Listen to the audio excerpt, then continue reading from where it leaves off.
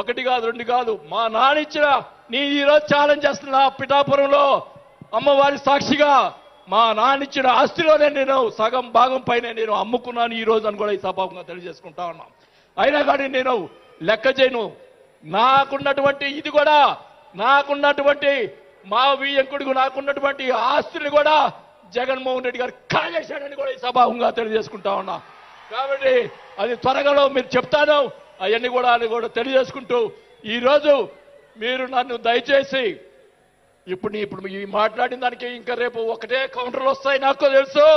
Challenge చేస్తున్నా, నేను ఇది కూడా ఛాలెంజ్ చేస్తున్నా. చంద్రబాబు నాయుడు గారు కూడా అడుగుతా ఉన్నా, మొత్తం మొన్న జరిగినట్టు ఉన్నటువంటి ఎమ్మెల్యేలు అందరి మీద ఎంక్వైరీ, నా మీద కూడా సహా ఎంక్వైరీ చేయండి.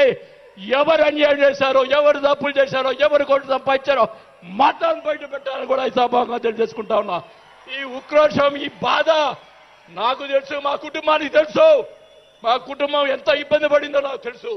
కాబట్టి పవన్ కళ్యాణ్ గారు ఆయన ప్రతిపక్షంలో ఉన్నప్పుడు కూడా బాల్యం లాంటి మంచి వాళ్ళు అని అన్నప్పుడే నాకు ఆ రోజు నేను చేరుండాల్సింది పవన్ కళ్యాణ్ గారిని. కానీ ఈరోజు అది నాకు ఆ రోజు రాత బాగాలేదు కాబట్టి ఈరోజు ఇలా ఉన్నాను. నాకు పోయినా పర్వాలేదు కానీ నేను ఆయన సేవ చేసుకున్నాను. కానీ నా కోరిక, నాకు రాజకీయ పదవి వచ్చినా కాబట్టి నాకు ఒక కోరిక ఏంటంటే పవన్ కళ్యాణ్ గారు నాకు మాట ఇచ్చాడు సినిమా తీస్తానని. ఆ సినిమా తీస్తే చాలని చెప్పి కూడా శ్రీబాబుగా తెలియజేసుకుంటూ సెలవు తీసుకుంటున్నా. జై జనసేన. గౌరవనీయులు